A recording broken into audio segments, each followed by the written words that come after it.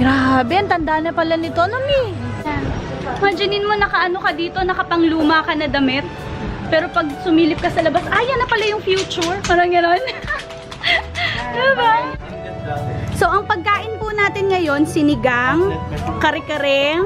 Meron po tayo ditong sinampalukang manok, at saka adobo o laing. Meron din tayong pang alak. So, ayan. Upo na mga kakain. Good morning, everyone! Kamusta mga kaibigan? Today is February 10 and papunta kami ngayon sa BALER. So, ayan, nandito na kami sa aming nirentahan na sasakyan na van. And ang ganda dito, guys. Ang ganda ng van nila. Parang gusto ko tuloy mag-van na. Kaya lang, hindi ko to kayang i-drive. Pero ayun, ang ganda-ganda ng upo ni Andi. Para siyang senyorito dito. Ayan yung upuan ni Andi. Meron siyang sarili. So, yun ang cool ng cambio nila. Tinan nyo. So, sabi namin ng high-tech nitong lapit ha.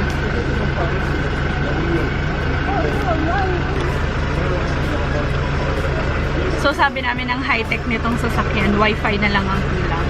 So, ayun guys, it's already 5:30. Dapat aalis kami ng 5 o'clock. Kaya lang, may iniintay pa kami. Kaya, maya-maya, alis na rin kami. Pero mag-uumaga na kasi parang nakikita ko susilip na yung araw. Susilip na yung liwanag. So, ayun guys, samahan niyo kami. Pupunta kaming BALER. Actually, nung pumunta na kami doon, one time, nakarating na ako doon isang beses. Pero hindi ako nakapag-vlog. Kaya, ayun, sabi ko, iba-vlog ko talaga ngayon. Ayan, focus tayo masyado. Kaya yun, sabi ko, iba-vlog ko talaga yung pagpunta namin ng BALER today para makita nyo rin guys, yung mga hindi pa nakakapunta ng BALER. Ang ganda doon, lalo na sa sunrise. So, ayun. Mag-aano kami doon, magwa-one night kami doon. Are you okay, Gody? Where's Gody? Go!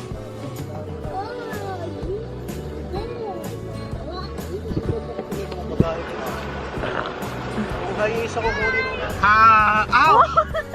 I'm sorry. I'm sorry. Did I hit your head? Oh, di ba? Tinakpan na yan. Andito na kami ngayon guys, sa boundary ng Dinadjawan. And kumain kami dun kay La Kuya Joe. Napansin mo ba yung pangalan ng restaurant? And yun, ang daming ang riders na nandito guys. Siguro, kasi nga, it's Sunday today, kaya maraming namamasyal.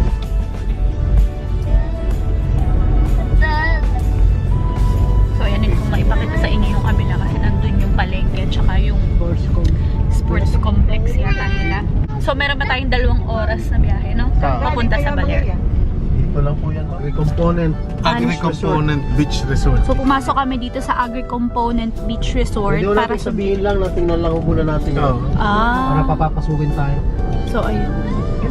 Kasi alis na. Bakit kuwan ba yan? Private? Resort.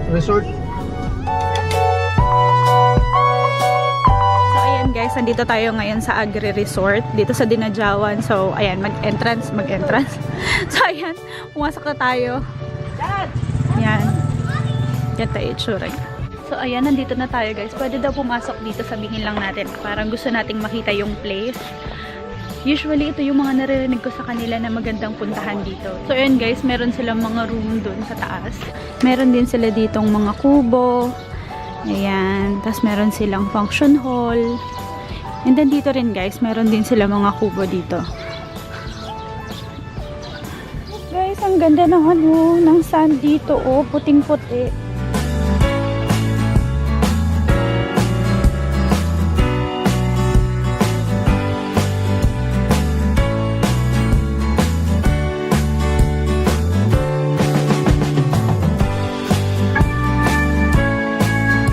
Hanggang doon ang beach.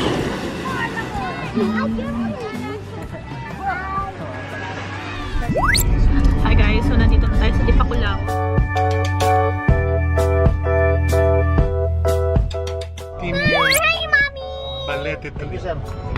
So pupuntahan daw namin yung Centennial Balete Tree. And ilang taon na yun da? More than 100 years. Centennial. Centennial means 100 years. More than 100 years.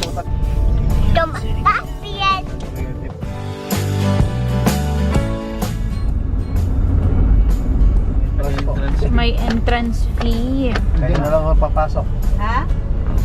Bawat Ito guys, yung tinatawag nilang centennial tree. Ang laki! Ayan, meron silang mga pa-rides para sa bata. And pwede mo ba siyang akitin mo kung pwedeng umakit? May nakita ko umaakit. Para lang mag-picture. Ako yan sa Facebook inaakyat ko. Grabe, ang tanda na pala nito. Simula ng umulan. So sana mamaya pag nandun na kami sa BALER, medyo okay ang panahon, lalo na bukas. Kasi ang inaabangan ko talaga yung sunrise kasi ang ganda nun guys. Meron ako mga pictures nun sa Instagram ko. Pero wala pa ako yung totally vlog talaga. Kaya gusto ko talaga i-vlog yung araw nito today. Hi Andi! Ayan ang aking kasamang bata na sobrang ingay. So, nakabili si dad ng niknak dito sa sasakyan. And gabi chips. And then, bumili siya ng 2 gabi chips. Ngayon lang ako makakakain itong gabi chips na to. And then, this one is ube chips. High fiber, no additives. No additives, no representatives. No preservatives. Grabe, magbabasa na lang. So, ayan, ito yung kanilang ube chips. And, ano ba itong isa? Crispy mushroom. Mushroom. Uy, mukhang masarap to. Parang chicharong baboy. So, ayan, ganyan ang itsura niya, guys. Para siyang baboy. Tingnan nyo. Ayan, yung kanilang crispy mushroom. Una nating tikman, guys, yung crispy. Ayan ang itsura, guys, ng crispy mushroom. Para talaga siyang chicharong bulaklak. So, tikman na natin. Malambot din siya. Uy, parang tama lang yung pagkaalat niya. Uy, pwede itong ano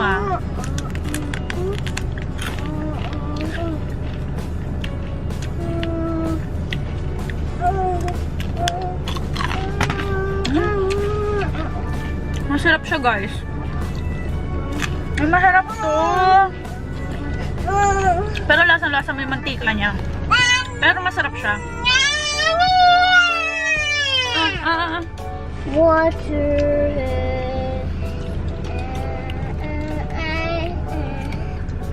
What do you think?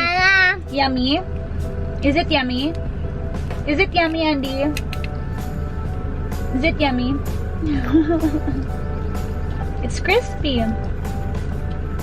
Kaya napakain niya si Dino. Subukan nyo to guys pag pumunta kayo dito. Masarap siya. Ha?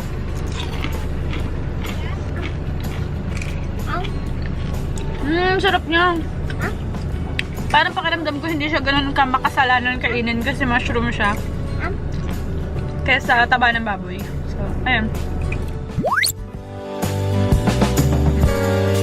Binuksan na ni Daddy yung so, ayan. Binuksan na ni Daddy yung ube chips. Tikman natin kung ano lasa. Kuha tayo ng malaki. Ganyan na itsura niya, guys. Ube chips. Mukha siyang ube. Ube. Binili ko ito kanina.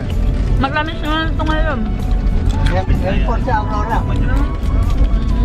Para siyang banana chips. Banana chips. Ganun. Ganun ang pagkakaluto niya. Lasing ubing banana chips. Ubing banana. Ubing banana chips. Kasi yung kanina maalat eh. Ito matamis. Mami. You also like it, baby?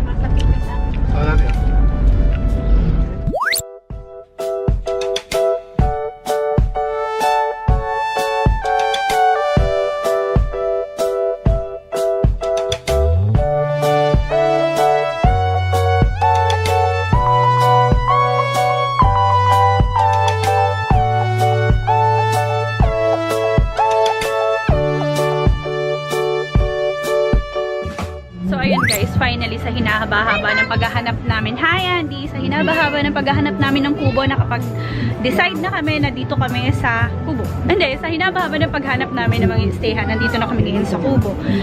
So, ito yung tsura ng kubo natin. Diyan yung kubo nila, Mami. And then, dito yung kubo namin. Ganyan yung itsura niya. Pagpasok mo guys, meron tayo ditong pwedeng tambayan sa labas. And then, meron sila ditong cubicle na banyo. Ayan, kung makikita nyo. And then, meron silang dalawang bed and aircon. Meron din sila ditong fan. So, ayan. Actually, dito na kami nag-stay. The last time na pumunta kami dito sa BALER. And ito yung last na naisip namin kasi sabi namin baka gusto nila daddy sa hotel kami. Pero sabi niya mas gusto daw niya sa Kubo. Kaya ayun, bumalik kami dito. And today, hindi kagaya ng last na punta namin. Ang daming tao ngayon.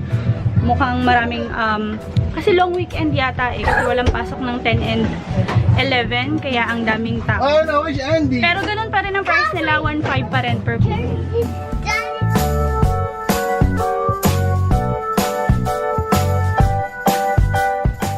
Tayo sa BALER Surfer Grill.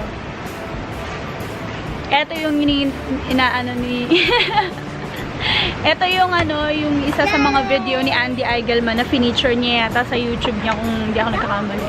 So, ayun. Pero hindi nila talaga totally gini-grill dito sa dito sa super grill nila. Meron silang griller dun sa loob. So, ayun. Wala masyadong tao dito pero dun sa pinagstayhan namin kanina maraming tao kasi meron silang surfing battle yata yung tawag doon. Basta yun. Meron silang event doon kaya masyadong maraming tao. Dito wala. Walang tao. Kami lang talaga. So, ayun. Later, hindi ko alam kung ano pang gagawin namin. Baka magmasyal pa kami or magpahinga muna. Pero definitely, bukas or later kukuha kami ng surf instructor kasi gusto ko nang matutong mag-surf kasi the last time na pumunta kami dito hindi ako water? Okay, I will get you water. Last time na pumunta ako dito hindi ako nakapag-surf kasi nung time na yun bagong ano pa lang yung buhok ko ano pa tawag doon? Rebond. Bagong kaparban ko pa lang kaya hindi ako talaga sumulong sa tubig pero ngayon okay ang buhok ko kaya ayun itatry natin mag-surf. Yung kanilang bulalo barbecue. Ang fish. Ayan. And ito yung kanilang pork chop. So, ito pala guys, aligi siya. Pagtingin ko kanina nitong sauce aligi. So, ayan guys, nandito kami sa sa sentro ng BALER. So, ayun, nagpicture kami sa BALER pero baliktad. Kasi ang daming nakapila doon. So, ayun, sumingit na lang kami ng pag-picture. And ngayon, pupunta naman kami sa... Saan tayo pupunta, Dad? Daddy, put this in your pocket, please. So, Tayo sa bahay ni Doña Aurora. Yun yung bahay. Ayan guys, nandito na tayo sa Doña Aurora, Aragon. Naririnig nyo ba ako?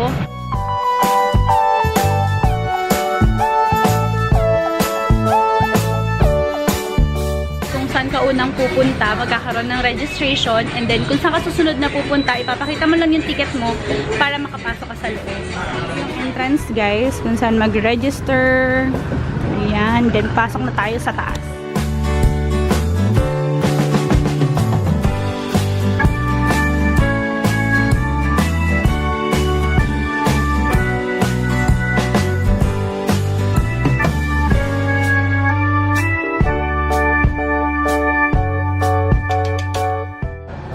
Yan yung mga malaki nilang bintana. Ang laki ng bintana nung panahon, no? Pakiramdam ko kung may aswang, madali lang makakapasok dito eh. Kasi ang laki ng bintana. Dito tayo sa kaliwang door. Nandito yung kanilang sala. And then yung mga lumang litrato ulit.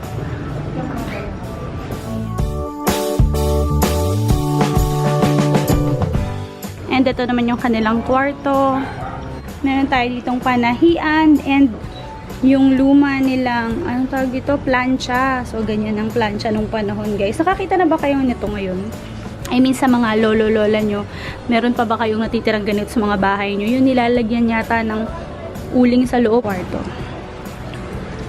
Imaginein mo, itong bahay na to, pag nandito ka sa loob, nasa lumang nasa lumang panahon ka. Pero pag silip mo sa bintana, nasa modern world ka na. Nasa outside world ka na, di ba? Ayan, o. Imaginein mo, nakaano ka dito, nakapangluma ka na damit. Pero pag sumilip ka sa labas, ayan na pala yung future. Parang gano'n. Diba? So, ang pagkain po natin ngayon, sinigang, kare-kare. Meron po tayo ditong sinampalukang manok at saka adobo o laing. Meron din tayong pang alak. So ayan. Upo na mga kakain.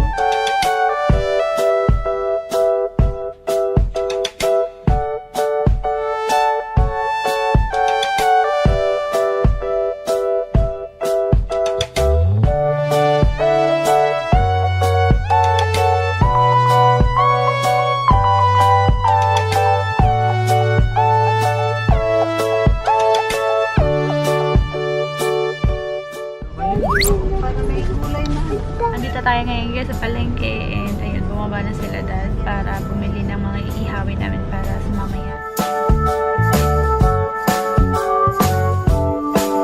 So ito yung mga nabili natin sa palengke guys. Nasaan na yun?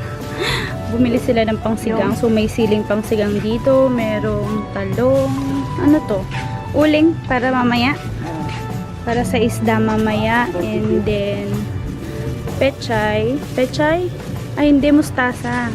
Para sa sinigang. And then, meron tayong kape para bukas. Ano to? Pusit! Daing na pusit. Ayan, meron tayong suka, asin. Ayan, mga pangluto. Ayan, sinimulan na nila mami magluto. So, meron na tayo ditong pangsigang. Meron tayong hipon. And then, nakapagsaing na rin. So, ayun. Lalabas na lang kami. Hindi na kami maglalakad dun kasi kailangan palang bumili ng plate and ng mga kutsara. So, sa labas na lang para medyo kompleto. Baka may grocery dun. Isahan na lang. Ang laki ng NE nila dito. Ng NE. NE, ayun, para sa Grocery. Opo.